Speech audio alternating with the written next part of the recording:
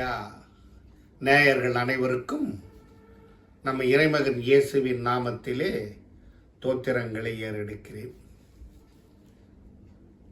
இந்த இரண்டாவது நாள் நாம் பார்க்க போகிற தலைப்பு 40 நாட்கள். 40 நாட்களை குறித்து வேதத்தில் எங்கு காணப்படுகிறது, என்ன நிகழ்ந்தது என்னும் குறிப்போடு இந்த தியானத்தை நாம் ஆசரிப்போம். நமது திருமறையிலே ஆதியாகமம் என்னும் பகுதியிலே கடவுள் நோவாவோடு பேசும்போது, நீ என் பார்வைக்கு நீதிமானாய் இருக்கிறபடியால் உன்னையும் உன் இனஜன பந்துக்களையும் உன் மக்களையும் சில விலங்குகள் இவைகளை எல்லாம் காப்பாற்றி கொள்ள வேண்டியிருக்கும். இந்த மக்கள் மனம் திரும்ப மறுக்கிறார்கள். ஒரு பேழையை செய்து வை, அந்த பேழையிலே நீங்கள் எல்லாம் பிழைத்துக் கொள்வீர்கள் என்ற ஒரு சிந்தையை அவர்களுக்கு உருவாக்குகிறார். நோவா அதற்கு மாறு உத்தரமாக அவரிடம், ஆண்டவரே நான் அதை செய்கிறேன் என்று சொல்லுகிறார்.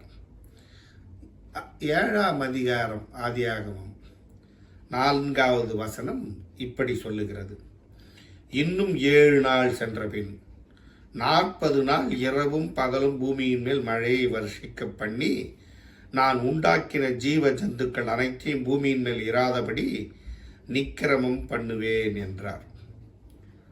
இப்போ பாருங்க, கடவுள் நோவாவுக்கு என்ன சொல்றாரு? 40 நாள் இரவும் பகலும் பூமியின் மேல் மழையை வருஷிக்க பண்ணுவேன் அப்படின்னு சொல்றார். இங்கே தான் முதல்ல இப்படி ஒரு 40 நாள், இதுக்கு நேரடி தொடர்பு இல்லைன்னாலும் இந்த 40 நாள் என்ற ஒரு தகவல் மனம் திரும்பாத போது ஏற்படுகின்ற ஒன்றாகவும் அதற்கு தண்டனைக்குரிய ஒன்றாக அவர் 40 நாட்கள் மழை தருவதற்கு ஆதாரமாகவும் இருக்கிறது. அதற்கு அடுத்ததாக மோசே, ஒரு தலைவன் வழி நடத்துகிறான் மக்களை. அந்த மக்களுக்காக அவன் பரிந்து பேசி இறைவேண்டல் ஏறெடுக்கிற காலங்கள் 40 நாட்கள் என்று வேதம் நமக்கு சுட்டி காட்டுகிறது.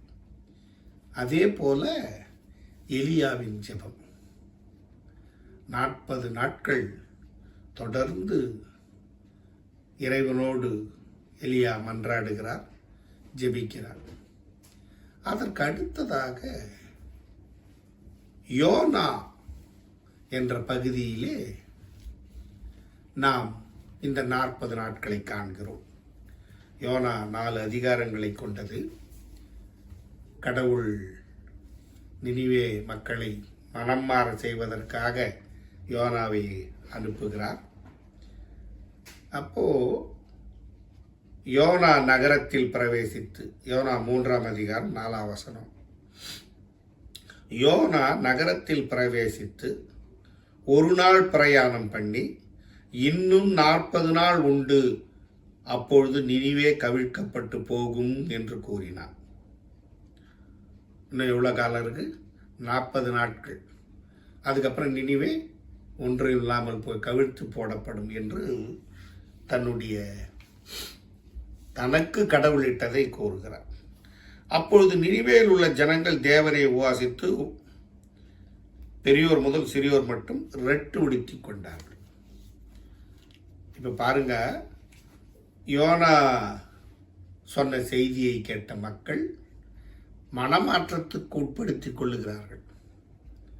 இப்படி மனமாற்றத்துக்கு உட்படுத்தி கொண்டதால் தான் அவர்களுக்கு அந்த மீட்பு கிடைக்கிறது. ஒருவேளை அதில் யோனாவே வருத்தப்பட்டால் கூட கடவுள் அதை, இந்த இதெல்லாம் நாம் ஏன் எடுத்து பார்க்கணும் இந்த வசந்த காலங்கள்லன்னா, நம்முடைய பாவங்களும் இப்படித்தான் எல்லை மீறும் போது அந்த எல்லை மீறுவதை கண்டிக்க கடவுள் உணர்த்துகிறார்.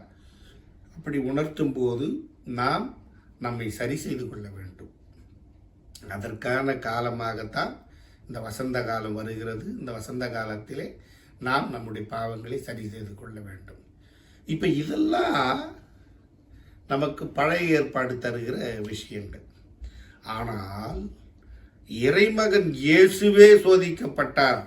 40 நாட்கள் இறைமகன் இயேசுவோடு எப்படி தொடர்புடையது என்பதை மார்க்கு 1ஆம் அதிகாரத்திலே 13ஆம் வசனம் இப்படி சொல்லுகிறது.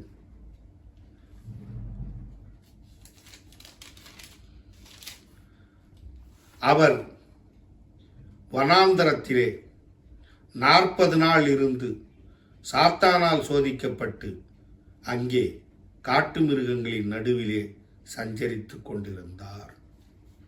பாருங்க, வனாந்தரத்தில் இருக்கிறாரு, காட்டு விலங்குகள் சுற்றி இருக்குது,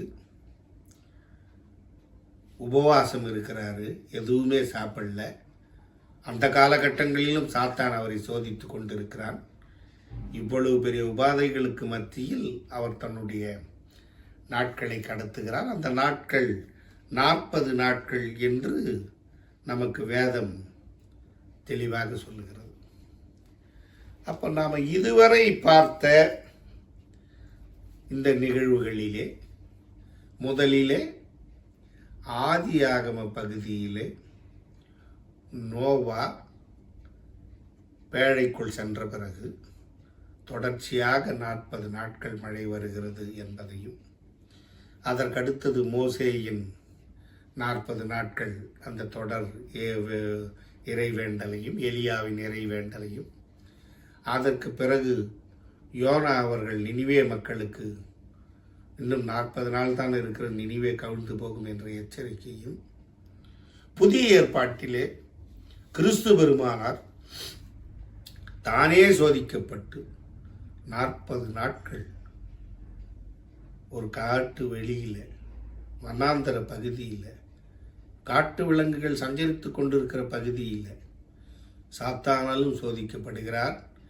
உணவுகள் ஏதுமின்றி தன்னை புதுப்பித்துக் கொள்வதிலே இறைமகனே இந்த போராட்டத்தை மேற்கொள்கிறார் என்பதையும் நமக்கு வேத வலியுறுத்தி காட்டுகிறது.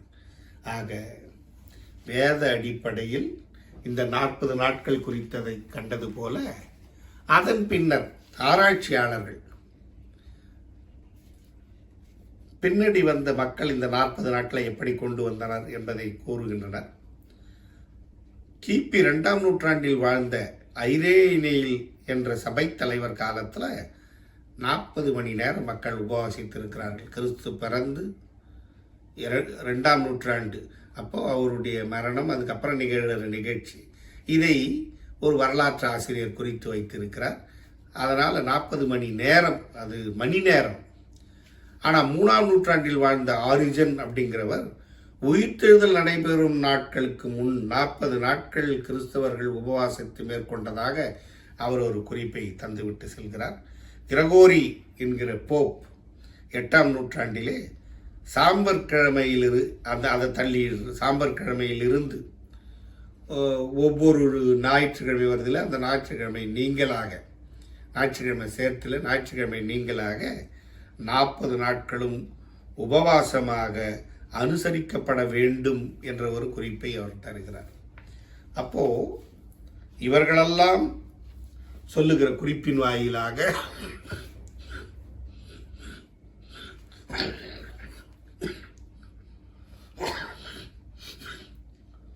மக்கள் இந்த 40 நாட்களை எப்படியெல்லாம் மேற்கொண்டார்கள், இந்த 40 நாட்கள் மக்களுக்கு ஏன் வசந்த காலத்தின் ஒரு பகுதியாக நாம் இன்று அனுசரிக்கிறோம் என்பதையெல்லாம் நீங்கள் தெளிவாக புரிந்து கொண்டிருப்பீர்கள். ஆனால் இதிலே மிக முக்கியமாக நாம் கவனிக்கப்பட வேண்டியது, மக்களின் உபவாசமாக இருக்கட்டும், போப்பின் கட்டாயமாக இருக்கட்டும், இது எல்லாமே மக்களை வளப்படுத்த வேண்டும், மக்களை சீர்திருத்த வேண்டும், மக்களை நல்வழிக்கு கொண்டு வர வேண்டும் என்பதை மட்டும் அடிப்படையாக கொண்டு திகழ்கிறது. கடவுள்கிட்ட கூட சில பேர் சொன்ன உதாரணங்களை நமக்கு தெரியும். என்ன சாமி, கை கழுவாமல் உங்கள் சீடர்கள் சாப்பிட்றாங்களே. அப்போ கடவுள் சொல்கிறாரு, கை கழுவாமல் சாப்பிட்றது இல்லை, அதனால் ஒரு தீயதும் நடக்காது, அது போகும், ஆசன வழி வழியாக வந்துடும். ஆனால் வாயிலிருந்து வருகிற வார்த்தை பிறருக்கு உபயோகமாக இருக்க வேண்டும், பிறரை தீங்கு செய்யாமல் இருக்க வேண்டும் கடவுள் சொல்கிறார். அப்போ ஒரு நாகரீகம் என்பது ஒரு கை கழுவுதல் என்ற சுத்தங்களில் இல்லை, ஆன்மாவை சுத்தப்படுத்திக் கொள்வதில் இருக்கிறது என்பதை வேதம் தெளிவாக சொல்கிறது. திருமறையை ஒட்டி திருமறை கருத்துக்களை ஏற்று எழுதுகிற புலவர்கள் கூட, தெய்வ புலவர் என்று அழைக்கப்படுகின்ற திருவள்ளுவர் கூட மன தூய்மை நீரான் அமையும் சொல்கிறார். உடல் தூய்மை நம்ம என்ன, உடல் தூய்மை நீரால் அமையும், மன தூய்மை வாய்மையால் காணப்படும் அப்படின்னு சொல்கிறார். அப்போது உடலுக்கு தூய்மை கிடைக்க வேண்டும் என்றால் அதுக்கு நீர் போகிறோம், நீரில் குளித்தால் உடல் அந்த தன்மையை பெற்றுக்கொள்ளும். ஆனால் மன தூய்மை என்பது உண்மையின் அடிப்படையாக கொண்டது என்று அவர் புற தூய்மை நீரான் அமையும், அகம் தூய்மை வாய்மையால் காணப்படும் என்ற குறட்பாவின் வழியாக தமிழர்களுக்கு ஒரு விசேஷமாக போற்றப்படுகின்ற திருக்குறள் எடுத்துரைக்கிறது. அப்போது இந்த நீதி நூல்களை எல்லாம் வேறொரு நீதி நூல்களிலிருந்து எடுத்து எழுதுவது தானே. அதனால் இந்த நீதியின் அரசார்ந்த அந்த கருத்தை இறைமகன் இயேசு தன்னுடைய வாயிலிருந்து வருவதிலே கவனமாயிருங்கள் என்கிறார். இப்போ இதையே நம்ம பார்க்க போகிறோம் அப்படின்னா, அப்படியே சரியாக 40 நாள் இருந்துட்டோம், 40 நாள் உபவாசிச்சிட்டோம், 40 நாள் நான்வெஜ் சாப்பிடாமல் இருந்துட்டோம் என்றெல்லாம் அந்த 40 நாட்கள் சரியாக செய்தோம் என்ற ஒரு புற சார்பான மேற்கோள்களை எடுத்துக்கொள்ளாமல் மற்றவர்களுக்கு தன்னை அப்படி உபவாசம் செய்யும்போது இப்படியெல்லாம் காட்டக்கூடாதுன்னு சாமி சொல்கிறார். உங்களை அப்படியே உபவாசம் இருக்கிற மாதிரி காட்டாதீங்க, நீங்களும் கடவுளும் பேசுறது உங்களுக்குள்ளே தான் தெரியணும்னு. அப்போது கடவுள் இந்த 40 நாட்களை நமக்கு கொடுத்திருப்பது, இல்லைன்னா நாமே இவைகளை ஏற்று அமைத்து கொண்டிருப்பது நம்முடைய நல்வாழ்வுக்காக என்பதை மிக மிக சரியாக புரிந்து கொள்ள வேண்டும். இதை ஒரு சடங்காக புரிந்து கொண்டு இந்த 40 நாட்களை நாம் சரியாக செய்துவிட்டால், இந்த 40 நாட்களில் நாம் சரியாக இருந்து விட்டால், இந்த 40 நாட்களில் உணவு முறைகளை நாம் சரியாக பராமரித்தோமானால், இந்த 40 நாட்களை யாரும் நாம் கஷ்டப்படுத்தாமல் இருந்தோமானால் நாம் ஒரு புதுப்பிக்கப்படுவோம் என்று எண்ணக்கூடாது. இந்த 40 நாட்கள் ஒரு பயிற்சி, இந்த பயிற்சி தொடர் பயிற்சியாக மாறி இதுவே நம் வாழ்வில் நிலைத்து விடுவதாக இருக்க வேண்டும். அப்படி நிலைத்து விடுவதாக இருந்தால்தான் நாம் சரியானவர்கள், நாம் கடவுளுக்கு நேராக வழிநடத்தப்படுபவர்கள். ஆக இந்த 40 நாள் பற்றிய குறிப்புகளை எல்லாம் விட்டுவிட்டு உள்ள தூய்மையோடு இந்த நாட்களை அனுசரிக்க இறைமகன் இயேசுவின் மூலம் உங்களை வேண்டுகிறேன். நன்றி, வணக்கம்.